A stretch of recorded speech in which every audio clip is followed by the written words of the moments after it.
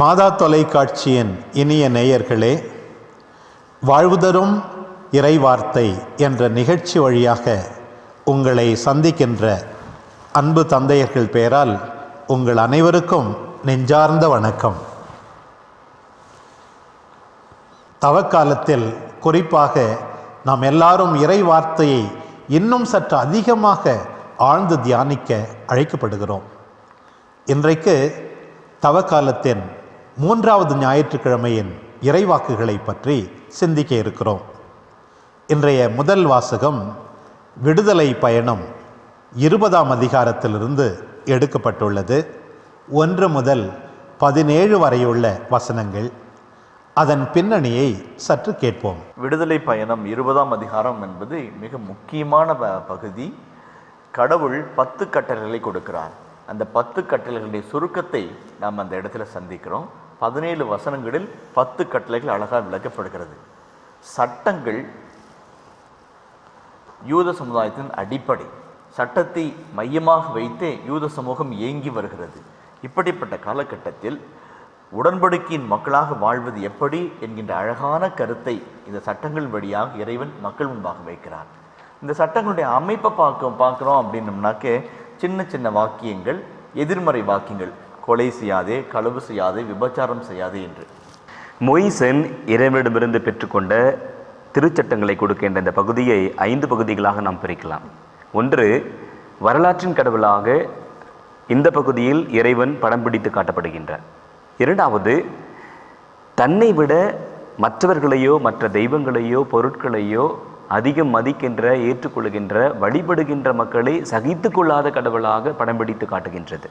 3வதாக, திருச்சட்டங்களின் இறைவனாக மையப்படுத்துகின்றது. 4வது, ஓய்வு நாளின் ஆண்டவராகவும் சுட்டி காட்டுகின்றது. 5வதாக, திருச்சட்டத்தின்படி நடந்து பெற்றவர்களையும் மற்றவர்களையும் அன்பு செய்து வாழ்கின்ற பொழுது நீடிய ஆயுளையும் நல்வாழ்வையும் கொடுக்கின்ற இறைவனாக இந்த இறைவார்த்தை பகுதி உறுதியை தருகின்றது. கடவுள் எப்படி இந்த சட்டங்களை கொடுக்கிறார் பார்க்கும் பொழுது, கடவுள் வல்லமையாய் இஸ்ராயல் மக்களின் அடிமைத்தன வரலாற்றில் இறங்கி வந்து செயலாற்றி அடிமைத்தனத்திலிருந்து விடுதலை வாழ்வுக்கு அழைத்து வந்தார். நான் உன்னை விடுவித்ததனால், உன்னை நான் மீட்டு கொண்டதனால் நீ என் மக்களாய் வாழ்வாயாக என்று சொல்லி தன்னை படம் பிடித்து காட்டுறார். அந்த சட்டங்களுக்கு முன்பாக தன்னை விடுதலையின் நாயகனாக, வாழ்வின் நாயகனாக, வரலாற்றில் செயல்பட்ட கடவுளாக தன்னை வெளிப்படுத்தி காட்டுறார். அதாவது சகித்து கொள்ளாத கடவுள் அப்படின்னு சொல்லி சொல்லும்போது, இவர் நான் தான் உங்களுக்கு கடவுள், என்னை தவிர மற்ற தெய்வங்களுக்கு இருத்தல் ஆகாது என்ற விதத்தில் நான் உங்கள் கடவுள், நீங்கள் என்னுடைய மக்கள். ஸோ அந்த இடத்துல இவர் தன்னை விட வேறு யாரும் அங்கே உங்களுக்கு கடவுளாக இருக்க முடியாது. உண்மையான வழிபாடு திருச்சட்டங்களின் வழியாகத்தான் வருகின்றது. இறைவன் திருச்சட்டங்களை வழங்குகின்றார். அதுதான் அன்பின் அடையாளமாக இருக்கின்றது, உடன்படிக்கையின் அடையாளமாக இருக்கின்றது. அதனால்தான் திருச்சட்டங்கள் நமக்கும் இறைவனுக்கும் இடையே இருக்கின்ற உறவின் பாலமாக இருக்கின்றது. சட்டத்தை மீறி நம்ம கடவுளுடைய கட்டளைகளை மீறி வாழும் பொழுது அந்த பாவத்தை 3ஆம் தலைமுறை 4ஆம் தலைமுறை வரைக்கும் அவளை தண்டிப்பேன்னு சொல்கிறாரு. ஆனால் சட்டத்தை அனுசரித்தோம் என்று சொன்னால் 1000 தலைமுறைக்கு நான் அன்பு கூறுவேன்னு சொல்கிறார். தன்னை சட்டங்களின் கடவுளாக, சட்டங்களை கடைபிடித்து வாழ்வதற்கு அன்பு காட்டும் கடவுளாக காட்டுறாரு. அதில் இன்னொன்று கடவுள் சாபாத் ஓய்வு நாளின் கடவுளாக தன்னை வெளிப்படுத்துகிறார். அதுவும் ஒரு அழகான கருத்தாக இருக்குது.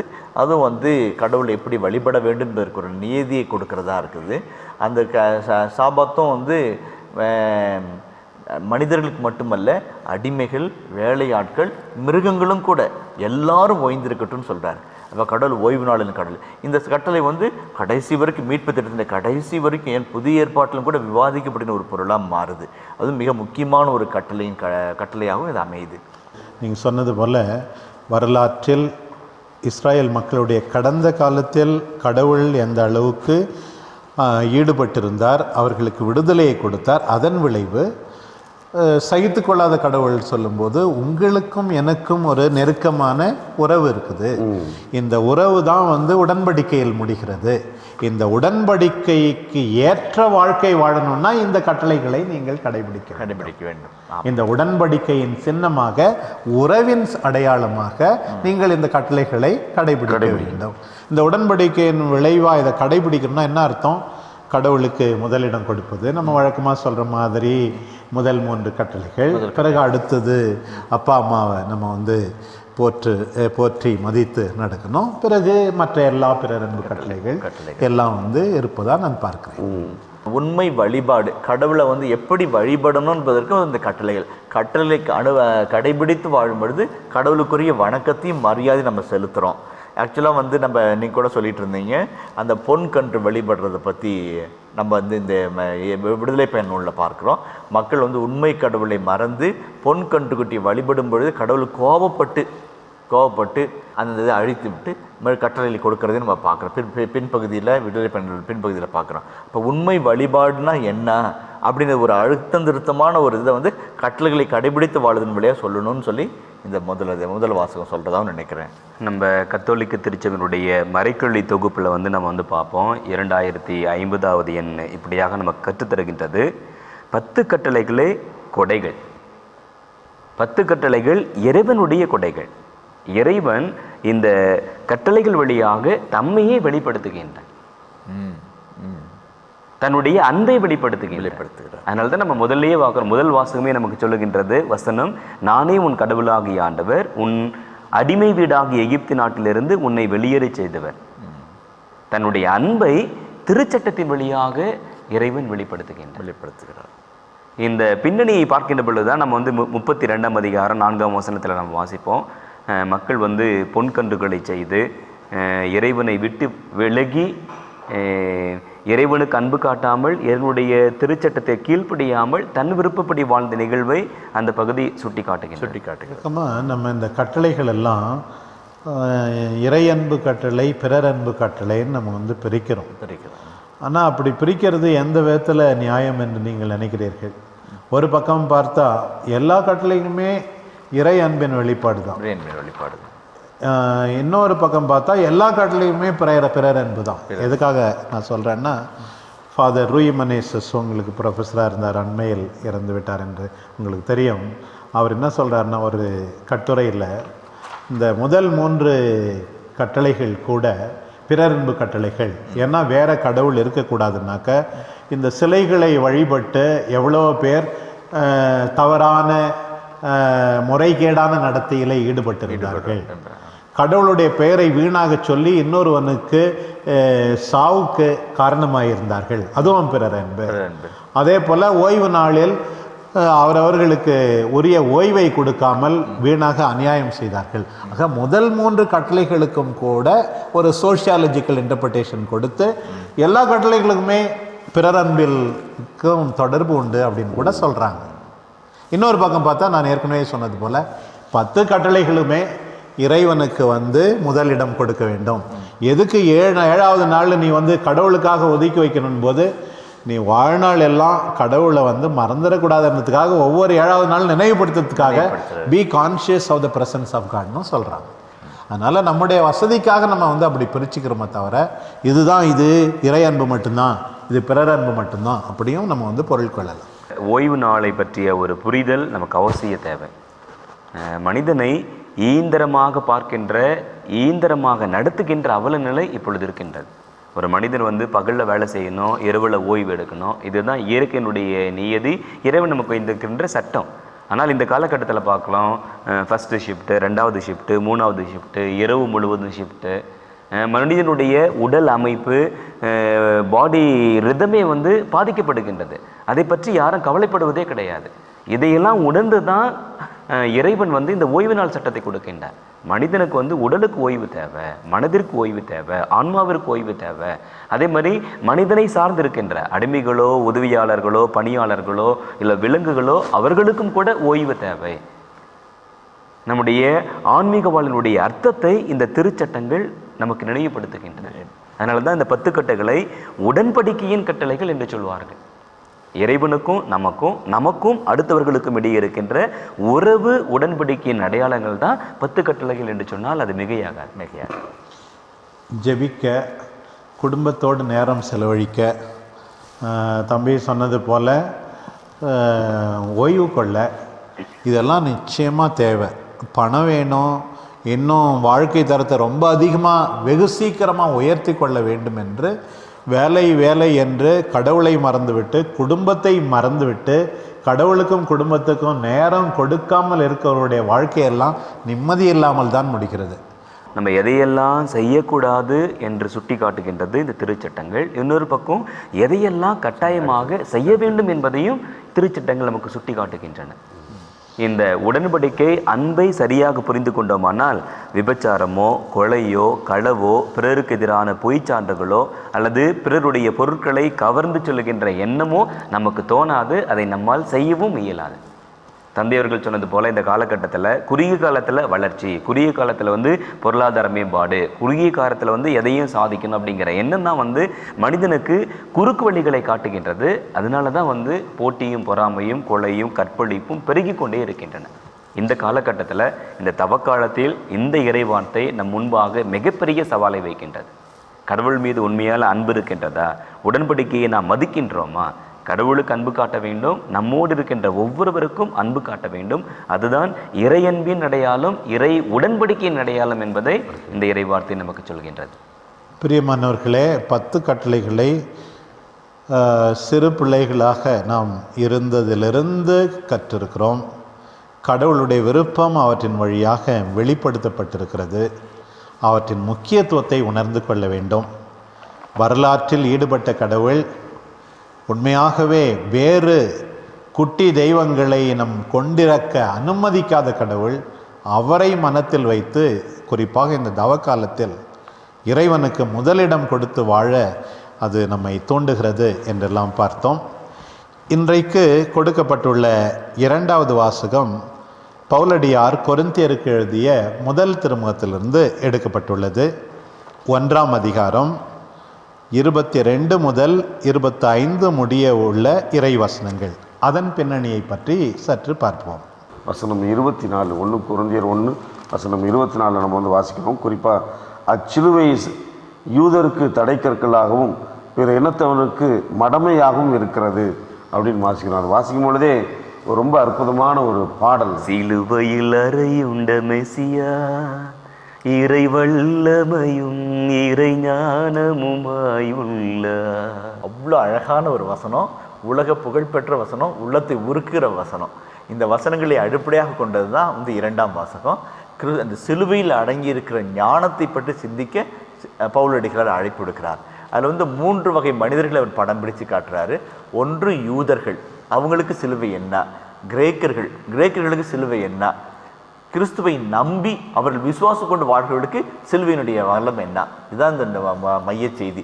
3 வசனம் தான், ஆனால் அழகான செய்தியாக சொல்லப்பட்டது. யூதர்களால் சிலுவையை ஞானமாகவோ அதிசயமாகவோ பார்க்கவே முடியாது. கண்டிப்பாக சிலுவை என்றாலே அவமானம், சிலுவை என்றாலுமே கேவலம் அப்படி நினைத்து கொண்டிருக்கின்ற அந்த மக்களுடைய சமூக வரலாற்று பின்னணியில் சிலுவையை அவர்களால் ஞானமாகவோ ஒரு வலிமையாகவோ பார்க்க முடியாது. யூதர்கள் அருங்குறி தேடுகிறவர்கள், அருள் அடையாளங்களை பார்க்கிறவர்கள். உதாரணத்துக்கு யோனாவின் அருங்குறி தேட வேறு அருங்குறி எதுவும் இந்த தலைமுறை கொடுக்கப்படாதுன்னு இயேசுவே சொல்கிறாரு. இயேசு ஆலயத்தை தூய்மைப்படுத்துகிறார். இந்த செயலின் மூலம் நீங்கள் என்ன பெரிய அருங்குறி காட்ட விரும்புகிறீர்னு சொல்லி கேட்குறாங்க. அருங்குறி தேடுறது பழைய ஏற்பாட்டில் கூட கடவுள் கிதியோனை, நீதித்தலைவர்கள் புத்தகம் 6ஆம் அதிகாரத்தில் கடவுள் அழைக்கும் பொழுது கிதியோன் அடையாளம் கேட்குறார் நம்புறதுக்கும் அந்த அழைப்பை ஏற்றுக்கொள்வதற்கும். இதில் கூட இம்மானுவேல் இறைவாக்கு பகுதி ஏசாயா 7ஆம் அதிகாரத்தில் கூட நம்ம கடவுள் இம்மானுவேல் அதனுடைய அடையாளமாக அதில் அடையாளம் கொடுவார். அருங்குறி அடையாளங்களை தேடுகின்ற உலகம் அதான். இப்போ இப்படிப்பட்ட மனநிலை கொண்டிருக்கிற யூதர்களுக்கு சிலுவையில் எந்த ஒரு அருங்குறியோ அடையாளமோ கண்டுபிடிக்க முடியல. அதனால் அது பெரிய இடரலாக இருக்குது. இதில் அறையப்பட்ட மனிதர், இந்த சிலுவையில் அறையப்பட்ட மனிதரா மெசியா, இவரா நம்மை மீட்கிறவர் என்கின்ற ஒரு இடரலான கேள்விகள் அகப்பட்டு சிலுவையினுடைய மைய கருத்தையும் மாட்சிமையும் கடைசி வரை புரிந்து கொள்ளாமலே போய்விட்டார்கள். மேலோட்டமாக பார்க்கும்போது அன்பு வலிமையற்றதாக தோன்றலாம், ஆனால் அன்பு வல்லமை உள்ளது. சிலுவைக்கு அர்த்தம் உண்டு. சிலுவைதான் ஞானம், சிலுவைதான் அருங்குறி என்பதை பவுலடியார் மிக தெளிவாக இந்த பகுதியிலே படம் பிடித்து காட்டுகிறார். கடவுளுடைய மனநிலையில் வாழ வேண்டுமென்றால் அன்பில் வாழ வேண்டும், சிலுவையை மனத்தில் வைத்து வாழ வேண்டும், சிலுவை வழியாக வெற்றி உண்டு என்பதை தெளிவாக காட்டுகிறார். இந்த சிலுவை செய்தி நமக்கு மிகப்பெரிய செய்தி. யாருக்கு தடைக்கல்லாக இருந்ததோ, யாருக்கு மடமையாக இருந்ததோ, அதுவே கிறிஸ்தவர்களாகிய நமக்கு ஞானமாக இருக்கின்றது, வல்லமையாக இருக்கின்றது, அருளின் அடையாளமாக இருக்கின்றது, நம்பிக்கையின் அடையாளமாக இருக்கின்றது, மீட்பின் அடையாளமாக இருக்கின்றது. சிலுவையை பார்க்கின்ற பொழுது நமக்கு நம்பிக்கை பிறக்கின்றது, சிலுவையை பார்க்கின்ற பொழுது உற்சாகம் பிறக்கின்றது, சிலுவையை பார்க்கின்ற பொழுது ஆறுதல் கிடைக்கின்றது, சிலுவையை பார்க்கின்ற பொழுது அன்பு பெருகி வழிகின்றது. இந்த உண்மையை தான் பவுலடிகளார் நமக்கு அழகாக தெளிவுபடுத்துகின்றார். அதில் இன்னொரு சின்ன கருத்து இருக்கு. அதாவது ஒரு அறிஞர் சொல்லுகிறார், எக்லிப்சிங் த டிவைன் அப்படின்னு சொல்லி சொல்றார். நம்முடைய எண்ணத்திற்கும் நம்முடைய திட்டத்திற்கும் ஏற்ப கடவுள் இருக்க வேண்டும் என்று நினைப்பது, கட்டாயப்படுத்துவது. பவுலடிகளின் கூற்று பிரகாரம் யூதர்களுடைய எண்ணத்தில் கடவுள் மெஸ்ஸியா எப்படி இருக்க வேண்டும் என்று எதிர்பார்த்தாங்க. கிரேக்கர்கள் ஞானத்தை விரும்பி தேடி ஓடி அலைந்து ஞானத்துக்காக உயிரும் கொடுக்கவும் பொருளை செலவிட தயாராக இருந்தாங்க. அந்த ஞானத்தின் ஒட்டுமொத்த உருவமாக கடவுள் இருக்கணும், மெஸ்ஸியா இருக்கணும்னு சொல்லி பார்த்தாங்க. ஆனால் தங்களுடைய எண்ணத்திற்கும் தங்களுடைய திட்டத்திற்கும் இப்போ கடவுளை சிறைபிடிக்க நினைச்சாங்க. ஆனால் பவுலடிகளார் இதில் தான் தாண்டி போய் ஒரு அழகான ஒரு ரெவல்யூஷனரி ஐடியா கொடுக்குறார். நீங்கள் நினைக்கிற மாதிரி கடவுள் விரும்புகிற மாதிரி தான் தன்னை வெளிப்படுத்துவார். அதை சிலுவையில் வெளிப்படுத்தினார். அதை நம்புறவங்களுக்கு மீட்பு, நம்பாதவங்களுக்கு அழிவு அப்படின்னு சொல்லி சொல்கிறேன். பேராசிரியர் லெக்ரான் நான் கேட்டேன் ஒரு தடவை, ஃபாதர் இப்போல்லாம் நிறைய கட்டுரைகள், ரொம்ப அறிஞர்களுடைய கட்டுரைகள்லாம் வருது, இயேசு ஏழை கிடையாது, இயேசு பணக்காரராக இருந்தார் அப்படின்லாம் வருது, அதை பற்றி என்ன ஃபாதர் சொல்கிறீங்க அப்படின்னு கேட்டேன். நம்ம எல்லாருக்குமே 4 பேருக்குமே விவிலிய பேராசிரியராக இருந்தாங்க. அதுக்கு அவர் என்ன தெரியுமா பதில் சொன்னார்? ஏழையாக இருக்க யாரும் விரும்புறதில்லை. நம்முடைய திருத்தந்தை பிரான்சிஸ் மாதிரி அதிகாரத்தை நம்பாமல், கூட்டணியை நம்பாமல், பதவியை நம்பாமல், எளிய வழி, அன்பு வழி என்பதை விரும்பாதவர்கள் தாங்கள் வசதிப்பட வாழ விரும்புவதால் இயேசுவை பணக்காரராக சித்தரிக்கிறார்கள். அருமையா சொன்னார். அன்பார்ந்தவர்களே, இன்றைய நற்செய்தி பகுதி கூட கடவுளை நாம் கடவுளாக எப்போதும் பார்க்க வேண்டும், அவருக்கு முதலிடம் கொடுத்து பார்க்க வேண்டும் என்பதை வலியுறுத்துகின்ற ஒரு முக்கியமான பகுதியாகத்தான் இருக்கிறது. ஆண்டவர் இயேசு ஆலயத்தை தூய்மைப்படுத்துவது. இதனுடைய சிறப்பு என்னவென்றால் 4 நற்செய்தியாளர்களும் இதை பற்றி குறிப்பிடுகிறார்கள். இந்த பகுதி நமக்கு நிறைய கருத்துக்களை சொல்லுகிறது. அதனுடைய பின்னணியை சற்று பார்ப்போம். யோவான் நற்செய்தியாளர் ஆண்டவர் இயேசு கிறிஸ்துவை பற்றிய இந்த கோயிலை தூய்மைப்படுத்துகின்ற நிகழ்வில் பல முக்கியமான கருத்துக்களை நம் முன்பாக வைக்கின்றார். எருசலேம் ஆலயம் எங்கே இருக்குது? சியோன் மலையில் இருக்கின்றது. இந்த ஆலய அமைப்பு உள்ளிருப்பு பகுதி ஏறக்குறைய 30 ஏக்கர் நிலத்தில் அமைந்துள்ளது. ஒரு பிரம்மாண்டமான அமைப்பு, 30 ஏக்கர். கிரேக்க 2 வார்த்தைகளை கிரேக்க மொழியிலே பயன்படுத்துகின்றார்கள். ஒன்று நாவோஸ், 2 ஈரோன். இந்த நாவோஸ் என்பது தூயகத்தை சுட்டி காட்டுவது, ஹோலி ஆஃப் ஹோலிஸ். இந்த இடத்துல யாரும் உள்ள நுழைய முடியாது. ஐப்ரீஸ், முதன்மை குரு மட்டும்தான் அந்த இடத்துல போக முடியும். அதுவும் வருடத்தில் ஒரு நாள் மட்டும்தான், டே ஆஃப் அட்டோன்மெண்ட், பாவப்பரிகார பலி செலுத்துகின்ற அந்த நாளில் மட்டும்தான் நுழைவார்கள். அத்தனை புனிதமான இடமாக அவர்கள் கருதினார்கள். 2வது தான் ஆலய முற்றங்கள். இதில் 4 பகுதிகளாக பிரித்து அவர்கள் பயன்படுத்தினார்கள். ஒன்று குருக்கள் மட்டும் நுழைந்து வழிபாடு செய்கின்ற பகுதி, 2வது இஸ்ராயல் மக்கள் மட்டும் நுழைந்து வழிபாடு செய்கின்ற பகுதி, 3வது பெண்கள் மட்டும் நுழைந்து வழிபாடு செய்கின்ற பகுதி, 4வது புறவினத்தாருக்கென்று தனியாக ஒரு முற்றத்தை கொடுத்து அவர்கள் வழிபாடு செய்வதற்காக இடத்தை ஒதுக்கி வைத்திருந்தார்கள். ஆக்சுவலாக இந்த புறவினத்தார் பகுதியில் தான் இந்த வியாபார தலமாக நடந்துருக்குது. ஏசு அந்த இடத்துல நடைபெறுற வியாபாரத்தை இதை தான் கோவப்பட்டு விரட்டி அடிக்கிறார். அதுவும் ஒரு சின்ன கருத்து சொல்லணும் அப்படின்னம்னாக்க, இயேசு கோபப்படுறதுக்கு ஏன் இது பண்ணுறாரு?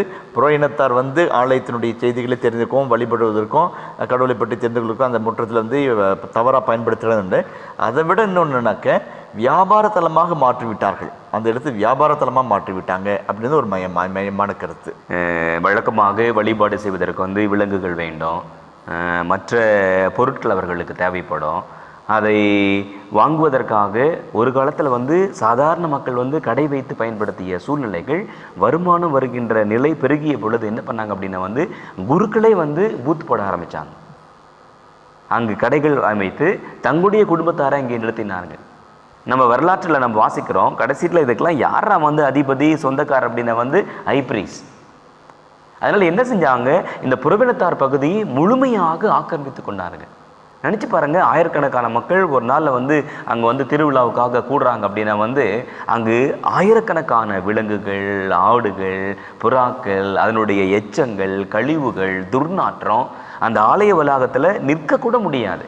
ஒரு ஆலயம் வழிபாடு செய்கின்ற இடம், ஜெபிக்கின்ற இடம். ஆனால் அந்த இடத்துல வந்து வழிபாட்டுக்கோ ஜெபத்திற்கோ கொஞ்சம் கூட வசதி இல்லாத, வாய்ப்பே இல்லாத நிலையை அவர்கள் உருவாக்கி வைத்திருந்தார்கள். அதனால தான் நீங்கள் சொன்னது போல ஆண்டவர் இயேசு கிறிஸ்து பார்த்த உடனே குதித்தெழுகின்றார். ஜாக்கிம் ஜெரமியாஸ் என்ற ஒரு அறிஞர் வந்து ஒரு புத்தகம் எழுதியிருக்கிறார். நல்ல அழகான புத்தகம், கொஞ்சம் பழைய புத்தகம், ஆனால் அருமையான ஒரு புத்தகம். Jerusalem at the time of Jesus சொல்லிட்டு அந்த குறிப்பில் சொல்கிறாரு, பாஸ்கா விழாவின் அண்மை இருந்தபோது இந்த நிகழ்ச்சி நடக்குது. பாஸ்கா விழா என்பது மட்டும் 1 முதல் 1.5 லட்சம் மக்கள் வந்து எருசலேமில் கூடுவாங்களாம். கிட்டத்தட்ட 30,000 to 40,000 ஆடுகள் வந்து இங்கே பலியை ஒப்பு கொடுக்கப்படும் வித்தின் 2 நாளில். அப்போ அந்த இடத்தினுடைய சூழல் வந்து நம்மளால் ஈஸியாக கணிக்க முடியுது இல்லைங்களா? அந்த கடைசியாக ஆண்டவர் சொல்லும்போது என் தந்தையின் இல்லம்னு சொல்கிறார். தந்தையின் இல்லம்னா மற்ற எல்லா மக்களுடைய இல்லமுமாக அது இருக்கிறது. இப்போ எல்லாரும் அங்கே வர்றதை வந்து நீங்கள் வந்து தடுக்கக்கூடாதுன்னு ஆண்டவர் சொல்கிற மாதிரியும் பொருள் கொள்ளலாம், அப்படியும் கொள்ளலாம். அப்புறம் எனக்கு ஒரு சந்தேகம், நிறைய பேர் கோவப்படுறவங்கலாம் ஏசுனா சாமியை கோவப்பட்டாரு, நீ இந்த நான் கோவப்படக்கூடாதுன்னு சொல்கிறேன்டா. 2 காரையும் சொல்லிட்டு ஆசைப்பட்றேன். அது வந்து இயல்பான ஒரு அழகான செய்தி.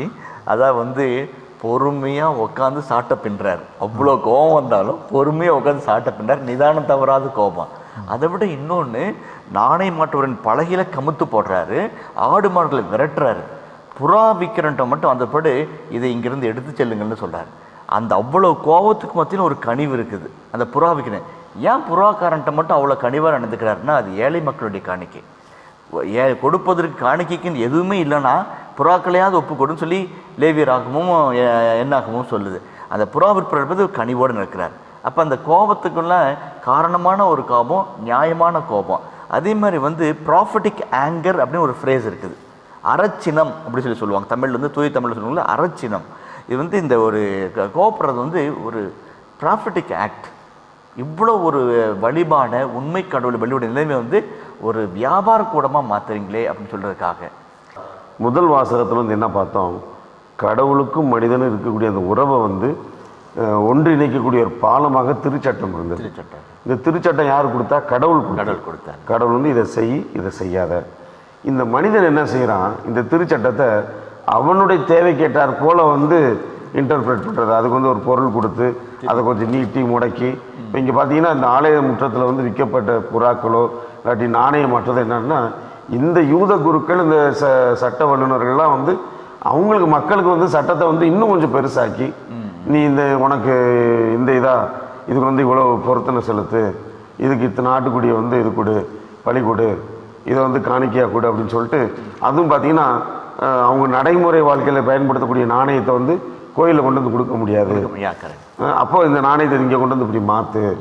அவன் வந்து குடியான ஊர்லேருந்து ஒரு 2 புறா கொண்டு வந்திருப்பான், அந்த புறா வந்து இங்கே செல்லாது, இங்கே இருக்கிற புறா வாங்கிக்கோ, அந்த புறா வந்து சரியானதில்லை, பழி ஒப்பு கொடுக்க முடியாது.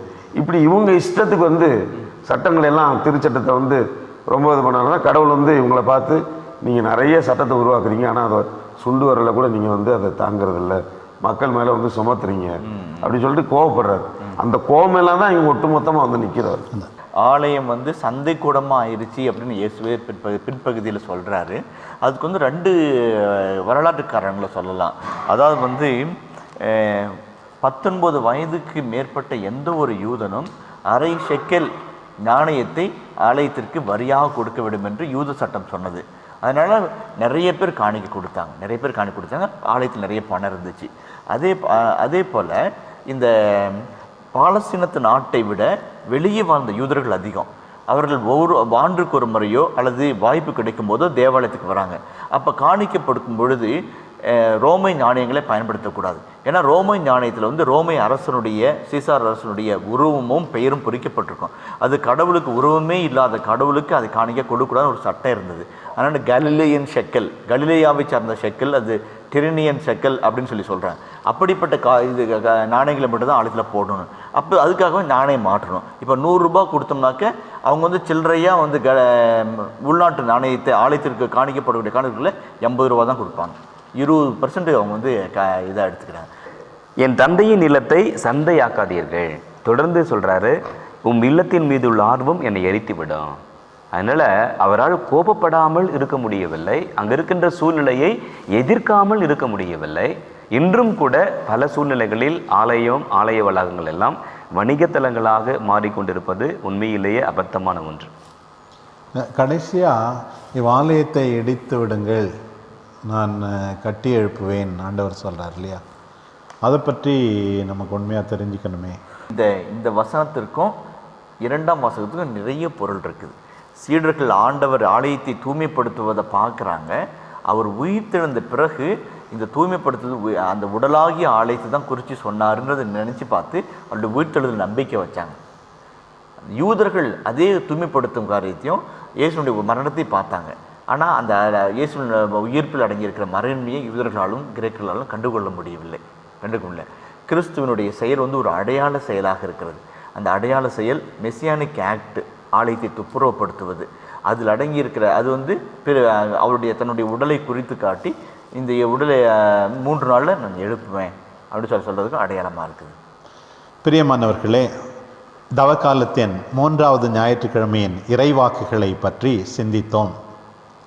அடிமைத்தனத்தினோடே மக்கள் கடவுளை நோக்கி குரல் எழுப்பிய போது கடவுள் அவர்களுடைய அழுகுரலை கேட்டார், அவர்களுடைய கண்ணீரை பார்த்தார்.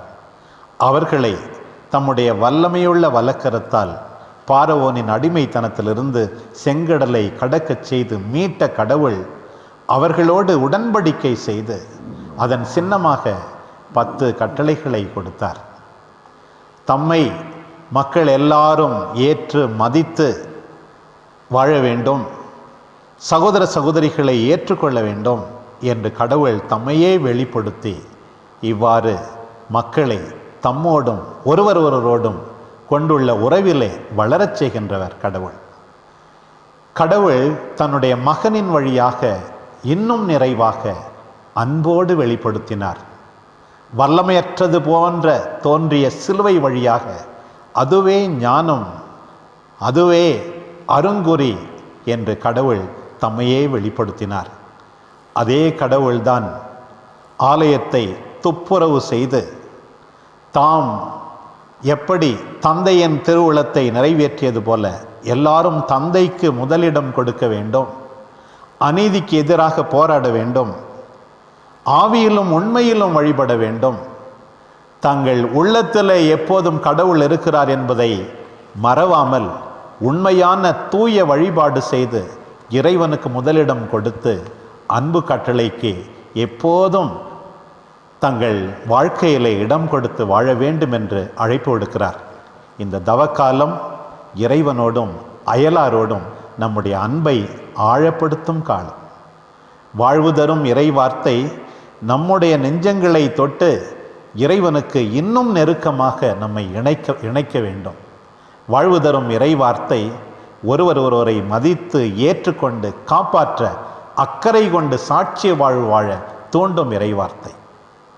வாழ்வு தரும் இறைவார்த்தை என்ற இந்த நிகழ்ச்சியின் வழியாக மீண்டும் உங்களை சந்திக்கும் வரை நன்றி கூறி விடைபெறுகிறோம். இயேசுக்கே புகழ், மரியே வாழ்க.